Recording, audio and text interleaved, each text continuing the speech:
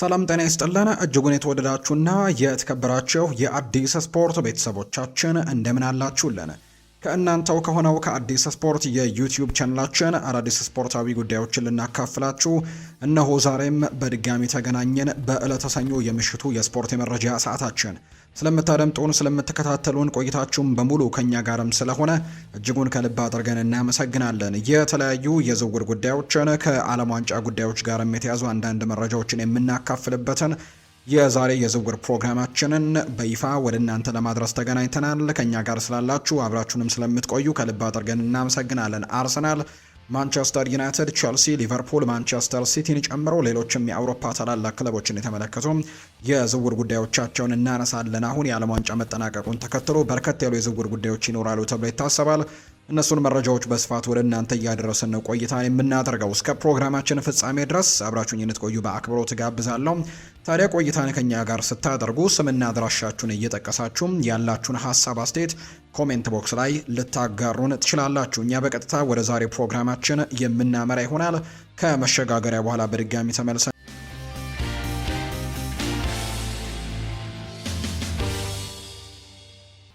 የዓለም ዋንጫ መረጃዎችን በማስቀደም እንጀምር። በአርጀንቲና ሽንፈት አልተከፋሁም ብለዋል ዶናልድ ትራምፕ ሲናገሩ።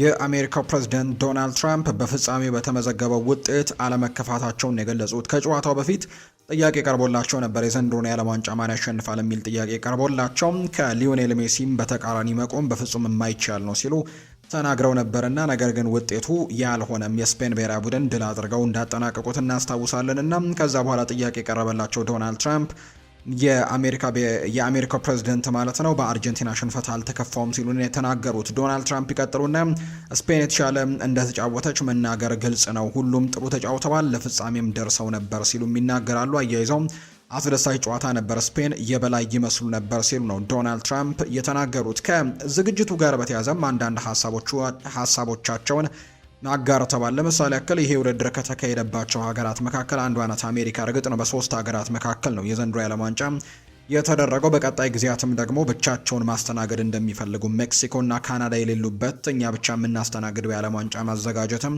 እንፈልጋለን ሲሉ መናገራቸው ይታወሳል። ምንም እንኳን የዘንድሮ የዓለም ዋንጫ አብዛኞቹ ጨዋታዎች በአሜሪካ ምድር ላይ የተደረጉ ቢሆንምና ዓለም ዋንጫው ከሌሎች 5 እጥፍ ስኬታማ ነበር ሲሉ ነው የተናገሩት። ከዚህ በፊት ከተደረጉት የዓለም ዋንጫ ውድድሮች 5 እጥፍ በጣም ስኬታማ ውድድርን አስተናግደናል ሲሉ ነው ዶናልድ ትራምፕ የተናገሩት። የአሜሪካው ፕሬዝዳንት የዓለም ዋንጫው የምንጊዜውም ምርጡ ሆኖ መጠናቀቁን ይናገራሉ። ዓለም ዋንጫው ከዚህ በፊት ከተዘጋጁት ዓለም ዋንጫዎች 5 እጥፍ ስኬታማ የነበረ ሲሉ ዶናልድ ትራምፕ መስክረውለታል።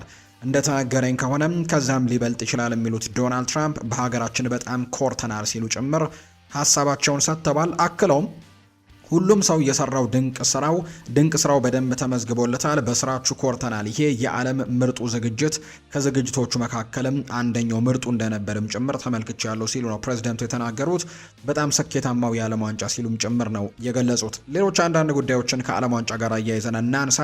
ከነዚህ መካከል አንደኛው የአርጀንቲና ብሔራዊ ቡድንን የተመለከተ ነው። አርጀንቲና ትናንትና ምንም እንኳን ሽንፈት ቢገጥማትም ነገር ግን በዚህ የዓለም ዋንጫ ላይ በጣም ጥሩ የሚባል ጉዞዎችን እንዳደረጉ የሚታወቅ ጉዳይ ነው። ለፍጻሜ መድረሳቸውን እናስታውሳለን። እርግጥ ነው የመጡበት መንገድ መንገጫገጮች የበዙበት የነበረ ቢሆንም ነገር ግን ለዚህ ለፍጻሜ መብቃቷም በርካቶች ያወድሰውታልና የአርጀንቲና ፕሬዝዳንት ብሔራዊ ቡድኑ በዓለም ዋንጫ ያደረገው ጉዞን ተከትሎ የቡድን አባላቱ በመረጡት ቀን ብሔራዊ የበዓል ቀን እንደሚያውጁ ነው ያሳወቁት። ሃቪየር ሚሌ እንዳሳወቁት ከሆነ የቡድኑ ተጫዋቾችና የአሰልጣኝ አባላት በሚወስኑት ቀን ከህዝቡ ጋር ደስታቸውን እንደሚጋሩ ነው የተናገሩት። የቡድኑ አባላት ጉዟቸውን እውቅና ለመስጠትና ለማክበር በሚወስኑት ቀን ብሔራዊ በዓል ቀን እንደሚሆንም ለህዝቡ አሳውቃለሁ ሲሉ ፕሬዚደንት ሃቪየር ሚሌ ይናገራሉ። በትላንትናው የፍጻሜ ጨዋታ ላይ አልነበሩም ወይም ደግሞ አልተገኙም ነበር። እንደ ምክንያትነት የጠቀሱት ጉዳይ እንግዲህ እኔ ውድድሩን በጀመርኩበት ቦታ ማጠናቀቅ የተሻለ ነው፣ ለቡድኑ መጥፎ ውጤቶች እድሎችን ወይም ደግሞ መጥፎ ነገሮችን ይዤበት እንዳልመጣ የሚል ባህል ስላለኝ ያንን ነገር ሜዳ ላይ ተገኝቼ መከታተል አልችልም። እዚህ ሆኜ ውድድሩን በጀመርኩበት ቦታ ላይ መጨረስ እፈልጋለሁ፣ ከእህቴ ጋር ይህንን ጨዋታ እመለከተዋለሁ ሲሉ የአርጀንቲናው ፕሬዝዳንት ሃቪየር ሚሌ ተናግረው ነበርና ትናንትና ግን እሳቸውን ባይገኙ ብሔራዊ ቡድኑ ግን ድል እንዳልቀናው ጭምር የተነገረው። ሊዮኔል ስካሎኒም ስለ ሊዮኔል አንድሬስ ሜሲ አንዳንድ ጉዳዮችን አንስተዋል። 39 ዓመቱ ነው። ሰዎች የማይታመን ተጫዋች እንደሆነ ሁላችሁም ታውቃላችሁ። ከኔ በኩል በደንብ አውቄዋለሁ። እናም ራሱ ለማቆም እስኪወስን ድረስ መጫወቱን እንደሚቀጥል ሙሉ በሙሉ እርግጠኛ ነኝ። በብሔራዊ ቡድን ውስጥ ያሉ የቡድን አጋሮቹና በዙሪያው ያሉ ሁሉ ለሱ ሁሉንም ነገር እንደሚሰጡ ተስፋ አደርጋለሁ።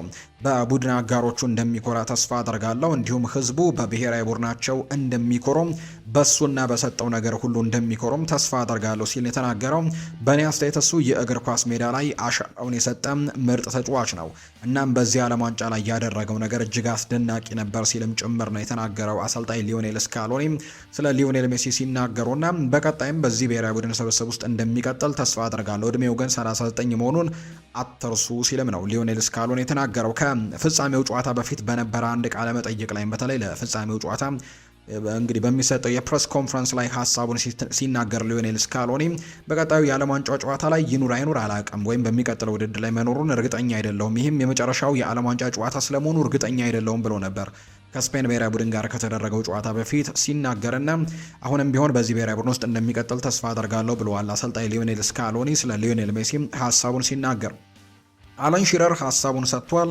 ትክክለኛው ቡድን እንዳሸነፈ ምንም ጥርጥር የለውም። ከመጀመሪያው እስከ መጨረሻው ስፔን ቁጥጥር ስር ያደረገችውን ኳስ ለመጫወት እድሎችን ለመፍጠርና ወደ ኋላ ተመልሶ ለመግባትም የሚፈልጉት እነሱ ብቻ ነበሩ ሜዳ ላይ። ይህ ለእግር ኳስ ውጤት ነው፣ ምክንያቱም በተጫወቱበት መንገድ ስፔን ዋንጫውን ማሸነፍ ይገባት ነበር። እግር ኳስ ጨዋታውን አሸንፈዋል ብሏል አለን ሺረር። የቀድሞው የእንግሊዝ ብሔራዊ ቡድንና የኒውካስል ዩናይትድ አጥቂ የነበረው ሰው ሲናገርና ትናንትና ጨዋታ ለመጫወት የሞከረው የስፔን ብሔራዊ ቡድን ብቻ ነበር፣ ድሉ የሚገባውም ለስፔን ብሔራዊ ቡድን ነበር። ያንንም በማሳካታቸው ትክክለኛ ውጤትን አግኝተዋል፣ ወይም ፌር የሆነ ውጤትን ትናንትና የተመዘገበው ሲልም ነው አለን ሺረር ከጨዋታው በኋላ በነበረው አንድ ቃለ መጠይቅ ላይ ሀሳቡን እንደሰጠም የተመለከት ነው። ክለቦችን የተመለከቱ ስፖርታዊ ጉዳዮችን እናንሳ። ማንቸስተር ዩናይትድን የተመለከተ መረጃን በማስቀደም እንጀምር። ዩናይትድ አዲስ ተከላካይ የሚያስፈርምበት ጊዜም ይመስለኛል ብሏል። የቀድሞ የማንቸስተር ዩናይትድ በተከላካይ ስፍራ ላይ በተለይ ሌጀንድ ከሚባሉ ተጫዋቾች መካከል አንደኛው የሆነው ኒማንያ ቪዲች ነው ይህንን ሀሳብ የሰጠው። የቀድሞ የማንቸስተር ዩናይትድ ሁነኛና ጀግና ከሚባሉ ተከላካዮች አንደኛው የነበረው ኒማንያ ቪዲች ሲናገር በተለይ ስለ ሊሳንድሮ ማርቲኔዝ ጉዳት ነው ሀሳቡን የተናገረው። ትላንትና ስፔን ከአርጀንቲና ጋር ባደረገችው ጨዋታ በአንድ አጋጣሚ ሚኬል ኦያርዛባል ላይ እንግዲህ ኳሱን ለመንጠቅ በሚሞክርበት ሰዓት ያው ጥፋት እንደተባለ ተመልክተናል። በዛ ሰዓት ላይ እንግዲህ ጉዳት እንደገጠመው የሚያሳዩ መረጃዎች ናቸው የወጡት። የሊሳንድሮ ማርቲኔዝ ተደጋጋሚ ጉዳቶች ደግሞ ለረጅም ጊዜያቶች ማንቸስተር ዩናይትድን እንዳያገለግል አድርገውት እንደነበር እናስታውሳለን እና በዚህ ምክንያት ኒማንያ ቪዲች አሁን ላይ ማንቸስተር ዩናይትድ የተከላካይ ስፍራ ተጫዋች መመልከት ይኖርበታል ሲል ይናገራል። እሱ ምርጥ ተጫዋች ነው፣ ጥያቄ የለውም። ነገር ግን ማንቸስተር ዩናይትድ ወደፊት ሊሄድና ከሚቀጥለው የውድድር ዘመን በፊት አዲስ የማል ተከላካይ ሊያስፈርም የሚገባው ጊዜ ላይ የደረሰ ይመስለኛል ብሏል ኒማንያ ቪዲች ሲናገር። ይሄ ማለት ከባድ ነው፣ ነገር ግን ለክለቡ የሚበጀውን እኔ እፈልጋለሁ። ዩናይትድ ከእንግዲህ በሊሳንድሮ ማርቲኔዝ ላይ ብቻ ሊተማመን አይችልም ነው ያለው። በዓለም ዋንጫው ላይ በሚቀጥለው ዓመት ለማንቸስተር ዩናይትድ ታላቅ የውድድር ዘመን ይኖራል ብዬ ማሰብ ጀመርኩኝ። አሁን ግን ሁኔታው ከምንም የራቀ ሲሆን ክለቡም ደግሞ ሌላ መፍትሄ ማግኘት አለበት። የሊሳንድሮ ማርቲኔዝ ተደጋጋሚ ጉዳቶች ያሰለቻል፣ ቡድኑም ወደፊት መጓዝ አለበት ሲልም ነው ኒማንያ ቪዲች ጨምሮ የተናገረው። የቢቢሲው ጸሐፊ ሳይመን ስቶን እንደተናገረው ከሆነ በዚህ የክረምት ተጫዋቾች የዝውውር መስኮት ሲጠናቀቅ ማርከስ ራሽፎርድ በዩናይትድ የመቆየት እድሉ በጣም ከፍተኛ ነው ብሏል። ተጫዋቹ ከማንቸስተር ዩናይትድ ጋር የመለየት እድሉ በጣም ጠባብ ነው እየተባለ ነው። ትልልቅ ክለቦች የዚህ ተጫዋች ላይ የማስፈረም ፍላጎቶች ቢኖራቸውም ነገር ግን ተጫዋቹ ላይ ያለው ደግሞ ደሞዙ ለመቀነስ ፍላጎት አለማሳየቱ ሌሎች ክለቦች ይህንን ተጫዋች እንዲያስፈርሙ የሚገፋፋ አይነት አይደለም። ደሞዙ እጅግ በጣም ትልቅ እንደሆነ ይነገራል። በዚህ ምክንያትም ማንቸስተር ዩናይትድ ቤት የሚቆይበት እድል ሰፊ ነው። እርግጥ ነው ማይክል ካሪክ ይህንን ተጫዋች ማቆየትን ምርጫቸው እንደሚያደርጉ ዘንድሮ ብቻ ሳይሆን በአምና እንደተቀጠሩ ወይም ደግሞ በጊዜያዊነት ይህንን ቡድን በተረከቡበት ጊዜ ከማርከስ ራሽፎርድ ጋር የመስራት ፍላጎት እንደነበራቸው የሚያሳዩ ሪፖርቶች ሲወጡ ነበር። አሁን በቋሚነት ከተቀጠሩ በኋላ ግን ተጫዋቹ እርግጥ ነው ከአሰልጣኝ ሩበን አሞሪም ጋር ሰጣው ገባ ውስጥ ገብቶ ነበር ክለቡን ለቆ በውሰት ወደ ባርሴሎና ያመራው። ከዛ በፊት አስተን ቪላ የተወሰነ ጊዜ የተጫወተበት ጊዜ ነበር። ከክለቡ ጋርም ጭምር አንዳንድ ያልተግባባቸው ጉዳዮች እንደነበሩ የሚያሳዩ ነገሮች ነበሩ። ነገር ግን አሁን ላይ በክለቡ የመቀጠል እድሉ ሰፋ ይላል ተብሎ እንደሚታሰብ ነው ሳይመን ስቶን መረጃውን ይፋ ያደረገው። አንድሬ ሳንቶስ በመጀመሪያው ሳምንት በጣም ጥሩ ስሜትን እኛ ላይ ፈጥሯል ሲል ይናገራል። ሃሪ ማጓየር ለ45 ደቂቃዎችን መጫወቱ ጥሩ ነገር ነው ብለዋል። ሰሞኑን አንድ የወዳጅነት ጨዋታ አድርገው ነበር። ማንቸስተር ዩናይትድ ከሬክሻም ጋር በሄልሲንኪ ነበር ጨዋታውን ያደረገው። እርግጥ ነው ጨዋታውን ተሸንፏል። ነገር ግን በዛ ጨዋታ ላይ አንድሬ ሳንቶስ የተወሰኑ 45 ደቂቃዎችን በመጀመሪያው 45 ጨዋታ ክፍለ ጊዜ ተሰልፎ ተመልክተነው ነበርና ጥሩ ስሜቶችን ወይም ጥሩ ድባቦችን እኛ ላይ ፈጥሯል ብሏል ሃሪ ማጓየር በመጀመሪያው ሳምንት የአንድሬ ሳንቶስ ጉዳይ ላይ ጨዋታውን እየተደሰተበት እንደሆነ እርግጠኛ ነኝ። ወደፊትም ከዚህ የበለጠ ብቃት እንደሚያሳይ ምንም ጥርጥር የለኝም ብሏል እንግሊዛዊው ሃሪ ማጓየር ስለ አዲሱ ፈራሚ አንድሬ ሳንቶስ ሲናገር። ሌላኛው ሃሪ ማጓየር ስለ ሌላኛው አዲስ ፈራሚ ዩሪ ቴሌማንስም እንዲሁ ይናገራል። ዩሪ ቴሌማንስን ደግሞ አስፈርመናል። ከዓለም ዋንጫው በኋላም ትንሽ ማረፍ አለበት። ዩሪን በደንብ አውቀዋለሁ። ለጥቂት ወራት ከሌስተር ጋር አብረን ተጫውተን ነበር። ይሄ ትልቅ ተጨማሪ ነገር ነው። ነገር ግን በቡድኑ ምርጥ ሰው እንደሆነ ግን እርግጠኛ ነኝ ሲል ይናገራል። ከዚህ በፊት በሌስተር ሲቲ በነበሩበት ጊዜም የተወሰኑ ጊዜያቶችን በጋራ መጫወቱን ሃሪ ማጓየር ያስታውሳልና በጣም ምርጥ ዝውውር ሲልም ነው ሃሪ ማጓየር የዩሪ ቴሌማንስን ዝውውር የገለጸው። ማንቸስተር ዩናይትድ ወጣት ተጫዋች አስፈርመዋል። ማንቸስተር ዩናይትድ ወጣቱን የክንፍ መስመር ተሰላፊ ታይናን ቶምሰን ነው ከቶተንሃም ሆትስፐርስ ማስፈረሙን ይፋ ያደረገው። ማንቸስተር ዩናይትድ 18 ዓመቱን የግራ ክንፍ ተሰላፊ ታይናን ቶምሰንን በ8 ሚሊዮን ፓውንድ ማስፈረማቸውን ይፋ አድርገዋል። ቶተንሃም ከተጫዋቹ የወደፊት ሽያጭም 20 በመቶ እንደሚያገኙ ወይም ሴል ኦን ክሎዝ እንዳደረጉበት 20 በመቶ ሽያጩን እንደሚያገኙ ይፋ ተደርጓል። ተጫዋቹ በታዳጊዎች የሊግ ውድድር ላይም በ7 ጨዋታዎች 7 ጎሎችን ማስቆጠር የቻለ ተጫዋች እንደሆነ ይፋ ተደርጓል። የቶትንሃም አካዳሚ ባለሙያ የ18 ዓመቱን ታይናን ቶምሰንን እንዲህ ሲል ይገልጸዋል። እንግዲህ የቶትንሃም አካዳሚ ባለሙያ እንደነበር ይነገራል። ይህ ሰው ድንቅ ፍጥነት፣ ጉልበት፣ አስደናቂ ድሪብሊንግ፣ በአንድ ለአንድ ግንኙነት ላይ በጣም ጎበዝ የሆነ ሁልጊዜም ለተጋጣሚ ተከላካዮች እጅግ ስጋትና ፈተና የሆነ ተጫዋች ሲልም ይገልጸዋል። አሁን ወደ ማንቸስተር ዩናይትድ የመጣውን ታይናን ቶምሰንን ሲገልጸው በሁሉም የውድድር መድረኮች ወይም በሁሉም የወጣቶች ውድድሮች ማለት ነው 54 ጨዋታዎችን አድርጎ 22 ጎሎችን አስቆጥሯል። 12 ደግሞ ለጎል የሆኑ ኳሶችን አመቻችቶ አቀብሏል። እናም 3834 ደቂቃዎችን የተጫወተው ቁመቱ ሜትር ከ88 እንደሆነ ይነገራል። በጣም አደገኛ የሩጫ ፍጥነት እንዳለው ነው በርካቶች የሚያነሱት። የማያቋረጥ ጎልና አሲስቶችንም የማድረግ ትልቅ አቅም እንዳለው ነው የሚነገረው። በብዛት በአንድ ለአንድ የማለፍ ወይም ደግሞ ድሪብሊንግ ብቃቱ በርካቶች ያውቁታል። የግብ ዕድሎችን በመፍጠር በጠንካራ ምቶቹና ጎል በማስቆጠር ወይም ፊኒሺንጉ ላይም በጣም ጠንካራ ቁጥሮች እንዳሉት ነው የሚነገረው። ባለው ፍጥነት፣ ቴክኒክ፣ በተለያዩ ቦታዎች ላይ የመጫወት ብቃትና የአጨዋወት ዘይቤውም ወደ ብራድሌይ ባርኮላና ራፋኤል ሊያው የክንፍ መስመሮች ከነሱ ጋር ይመሳሰላል ይላሉ አንዳንድ ሰዎች ሲናገሩ። በአጠቃላይ ግን ማንቸስተር ዩናይትድ የ18 ዓመት ታዳጊን ያስፈረመው በዋናው ቡድን ውስጥ ይቀላቀላሉ ወይ በትልቁ የሚጠየቅ ጥያቄ ቢሆንም በቀጣዮቹ የውድድር ዓመታት ግን ማንቸስተር ዩናይትድ ምናልባት በቋሚነት የዋናውን ቡድን እንዲያገለግሉ ከሚመርጣቸው ታዳጊ ተጫዋቾች መካከል አንደኛውን እንዳስፈረመ የሚያሳዩ መረጃዎች ናቸው እየወጡ የሚገኙት። አርሰናልን የተመለከቱ መረጃዎችን ደግሞ ወደ እናንተ እናደርስ። ክሪስቶስ ዞሊስ ለሕክምና ምርመራም ዛሬ ወደ ለንደን ያቀናል የሚሉ መረጃዎች ይፋ እየተደረጉ ይገኛሉ። ዛሬ ወይ ነገ በለንደን በመገኘት የሕክምና ምርመራውን ያደርጋል ተብሎ ይታሰባል። ከግሪክ የወጡ መረጃዎች እንደሚያሳየው ከሆነ ይሄ ግሪካዊ ተጫዋች ከአርሰናል ጋር ሁሉን ነገር ማጠናቀቁ የሚታወስ ጉዳይ ነው። ስለዚህ ዛሬ ወይ ነገ ሕክምና ምርመራውን ያደርጋል። ከዚያም ሁሉም ነገር እንደታቀደው ከሄደ ረቡዕ ዕለት የአርሰናል ተጫዋች መሆኑ በይፋ ይረጋገጣል ወይም ደግሞ ይፋ ይደረጋል ተብሎ ነው የሚጠበቀው። ክሪስቶስ ዞሊስ የዞሊስ ዝውውር ጉዳይ አሁን ላይ ተጠናቋል። ነገር ግን አርሰናል አሁንም የመጀመሪያ አስተላለፍ ቋሚ የሚሆን የግራ ክንፍ ተጫዋችን ወይም ምናልባትም ከፍተኛ ደረጃ ያለው የ9 ቁጥር አጥቂም ይፈልጋል የሚሉ መረጃዎች ናቸው እየወጡ የሚገኙት። እርግጥ ነው ክሪስቶስ ዞሊስ ወደዚህ ክለብ መጥቷል። ነገር ግን አርሰናሎች በቋሚነት የሚመለከቱት ተጫዋች ወይም ለቋሚነት ያመጡት ተጫዋች እንዳልሆነ ነው የሚታመነው። ይህን ተጫዋች ይልቁንስ ለስኳድ ዴብዙን ለማስፋትና ተጠባባቂ ወንበር ላይ ሆኖ እንግዲህ በዚህ ቦታ ላይ ሁለተኛ ምርጫ ለመሆን የመጣ አይነት ተጫዋች ተደርጎ ነው የሚቆጠረው። እርግጥ ነው በጣም ጥሩ ክህሎቶች እንዳሉት ይነገራል።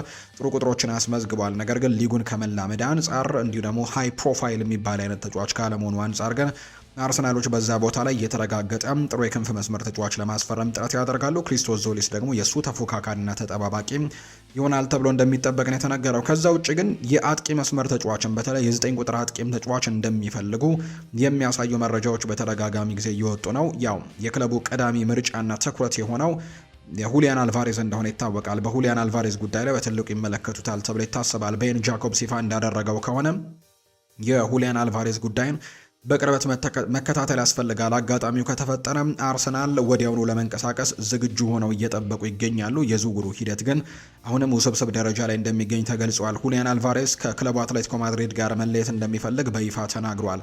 ከዛ ውጪም ሌላኛው ጉዳይ ደግሞ ባርሴሎናዎች ይህንን ተጫዋች ለማስፈረም ትልቅ ጥረት እያደረጉ ነው። ተጫዋቹ ደግሞ አትሌቲኮ ማድሪዶች በተለይ በዓለም ዋንጫ ተሳትፎ ላይ በነበረበት ጊዜና የዋንጫው ጨዋታ በተቃረበበት ጊዜ ያወጡት መግለጫ በጣም እንዳበሳጨውና እንግዲህ ያደረጉት ነገር ትክክል እንዳልሆነ ምናልባት በቀጣይ ልምምዶችን ላያደርግ እንደሚችልና አድማ ሊያደርግ እንደሚችል የሚጠቁሙ መረጃዎች ጭምር ይፋ እየተደረጉ ይገኛሉ። ስለዚህ ሁሊያን አልቫሬዝ ከአትሌቲኮ ማድሪድ ለመልቀቅ ግፊቶችን ያደርጋል። ባርሴሎናን ቀዳሚው ምርጫው ያደረገ ቢሆንም አርሰናል ግን እዚህ ፉክክር ውስጥ አሁንም እንዳለበት የሚጠቁሙ መረጃዎች ናቸው ያሉት። አርሰናል ቤን ዋይት ለአዲሱ የውድድር ዘመን የቅድመ ውድድር ዝግጅት ከቡድኑ ጋር እንደሚቀላቀል ተስፋ አድርገዋል። ቤን ዋይት በከባድ የጉልበት ጉዳት በኋላ በማገገሙ ሂደት ጥሩ እድገት እንዳሳየን የተነገረው። በተጨማሪም ዩሪያን ቲምበርም በቅድመ ውድድር ዝግጅት ውስጥም ቢያንስ በተወሰነ ደረጃ እንዲሳተፍ ክለቡ ተስፋ አድርጓል ነው የተባለው።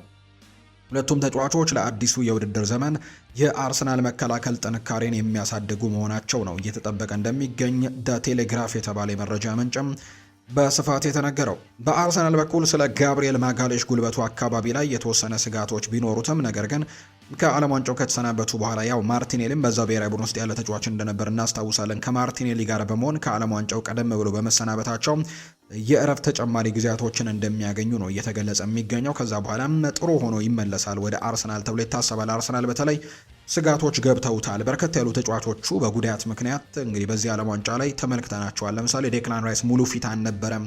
ቡካዮ ሳካም ተመሳሳይ ነገሮች ገጥመውታል። እንዲሁ የጋብሪኤል ማጋሌሽም ጉዳይ እንዲሁ ማንሳት ይቻላል። ዊሊያም ሳሊባም ጠንከር ያለ ጉዳት ሳይገጥመው እንዳልቀረ የሚያሳዩ ነገሮች ያሉና በዚህ ደስተኛ አይደሉም። ነገር ግን ፍሬሽ ሆኖ እንደሚመለሱለት ግን ተስፋ ያደርጋል አርሰናል ጥሩ ስምምነት ላይ ለመድረስ ሲሞክር በብሩኖ ጊማሬሽ ጉዳይ ላይ ኒውካስል ግን ዋጋውን በቀላሉ የማያወርድ ጠንካራ ሻጭ ሆኖ እየሰራ እንደሚገኝ መረጃዎች ወጥተዋል።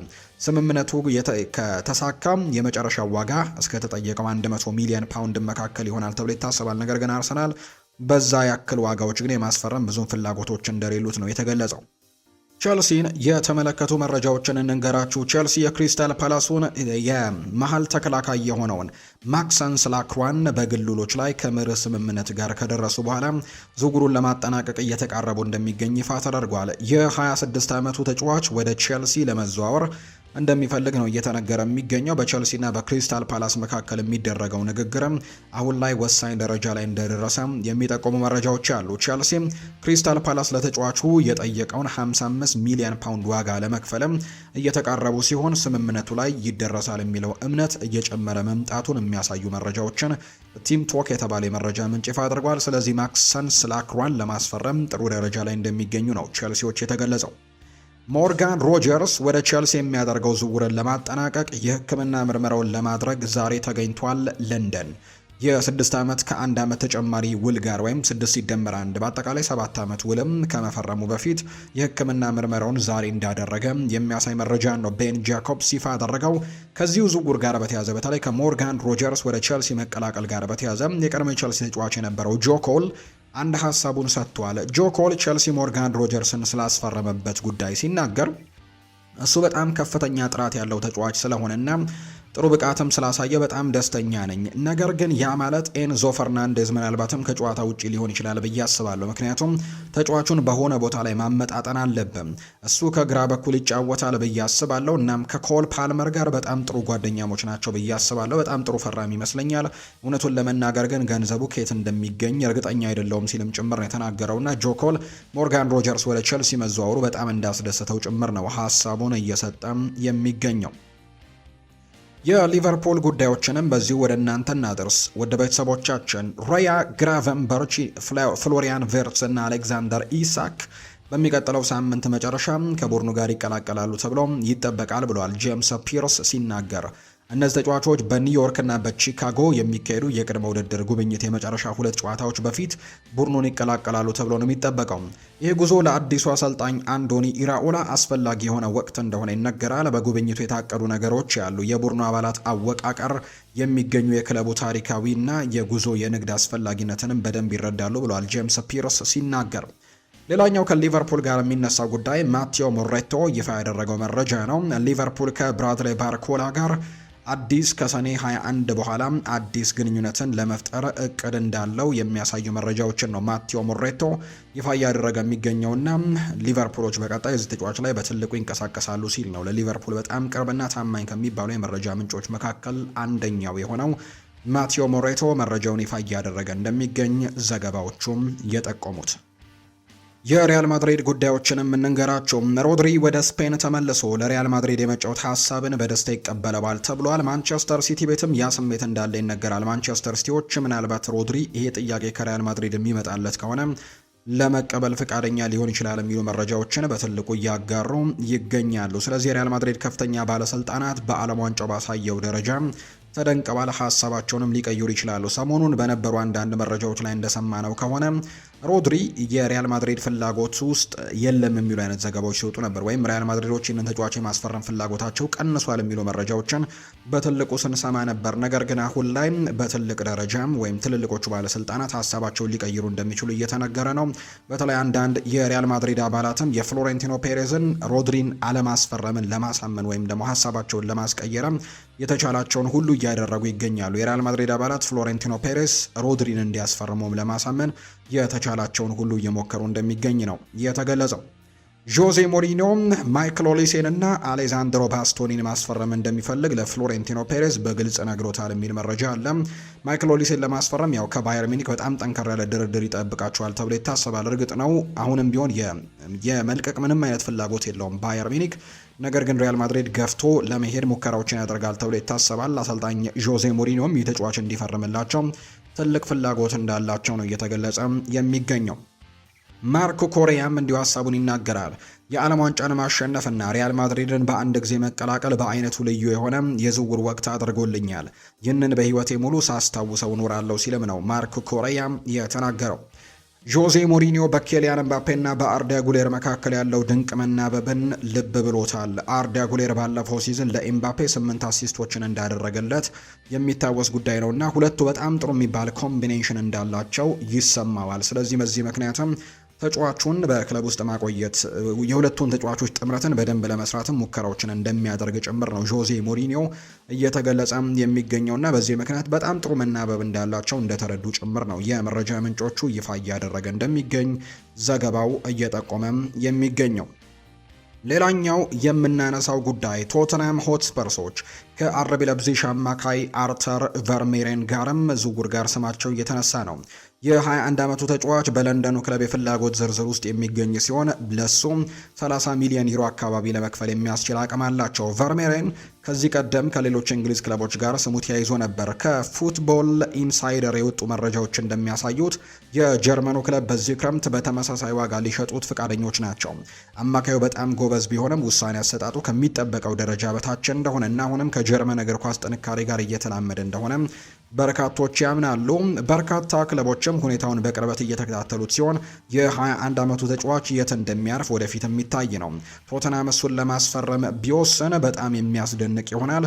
ቀደም ሲል በማቴዎስ ፈርናንዴዝ እና በሳንድሮ ቶናሊ ላይ ከፍተኛ መጠን ያለው ገንዘቦችን ኢንቨስት አድርገዋል። ሌላ የመሃል ተከላካይ አማካይ ደግሞ ለማስፈረም የ21 ዓመቱን ተጫዋች በለንደኑ ክለብ በመደበኛነት የመሰለፍ እድልን ለማግኘት በጣም ይቸገራል ተብሎ ይታሰባል። ከቱርክና ከስፔን ያሉ ክለቦች ሁኔታውን እየተከታተሉ ነው። ከእነዚህ ክለቦች ውስጥም ተቀባይነት ያለው ጥያቄዎችን ለማቅረብ ፍቃደኛ የሆኑ መኖራቸውም የሚታይ ነው። ቨርሜሬን በመደበኛነት የመሰለፍ እድልን የሚያገኝበት ክለብን መቀላቀል አለበት። በፕሪሚየር ሊግ ክለብም ተቀያሪ ወንበር ላይ መቀመጥ ለእድገቱ በጣም ጎጂ ይሆናል። በዓለም ላይ ካሉ ትልልቅ የሚባሉ ክለቦችም ለመጫወት ከፍተኛ ዋጋን ማሻሻል አለበት። እናም መደበኛ የእግር ኳስ ጨዋታዎችም ለእድገቱ ቁልፍ ይሆናሉ። ቶተንሃም በዚህ ክረምት ቡድኑን ለማሻሻል ጥሩ ስራዎችን ሰርተዋል። ነገር ግን አሁንም ተጨማሪ ጥራት ለመጨመር አለባቸው። ሌላ አማካይ ከማስፈረም ይልቅ ለአጥቂ መስመር ላይ ደግሞ ኢንቨስት ማድረጋቸው የተሻለ ይሆናል። ከፍተኛ ጥራት ያለው አጥቂና የክንፍ መስመር ተጫዋችን በእጅጉ ያስፈልጋቸዋል ተብሎ እንደሚጠበቅ ነው የመረጃ ምንጩም ይፋ እያደረገ የሚገኘው። የተወደዳችሁና የተከበራችሁ ቤተሰቦቻችን ለዛሬ ያዝንላችሁ አዳዲስ ስፖርታዊ ጉዳዮቻችን እነዚህን ይመስላሉ። ስላደመጣችሁን፣ ስለተከታተላችሁን፣ ቆይታችሁን ከኛ ጋርም ስላደረጋችሁ እጅጉን ከልብ አድርገን እናመሰግናለን። ፉአድ ባህሩ የዛሬውን ፕሮግራም እየመራው ከእናንተ ጋር ቆይታን አድርግ ያለው የተለያዩ ርዕሰ ጉዳዮችን ያካፈልንበት የዛሬ ፕሮግራማችን ይህን ይመስል ነበር። ቆይታችሁን ከኛ ጋር ስላደረጋችሁ እጅግ ላቅ ያለ ምስጋናችንን ለእናንተ ማቅረብ እንወዳለን። በቀጣይ ፕሮግራሞቻችን ሌሎች ስፖርታዊ ጉዳዮችን፣ ሌሎች የዝውውር መረጃዎችን አካተን በድጋሚ ተመልሰን የምንገናኝ ይሆናል። ለዛሬ ግን ስላደመጣችሁን ከልብ አድርጌ አመሰገንኩኝ። መልካም ጊዜ፣ መልካም ቀን እንዲሆንላችሁ ነው በአክብሮት የምመኘው።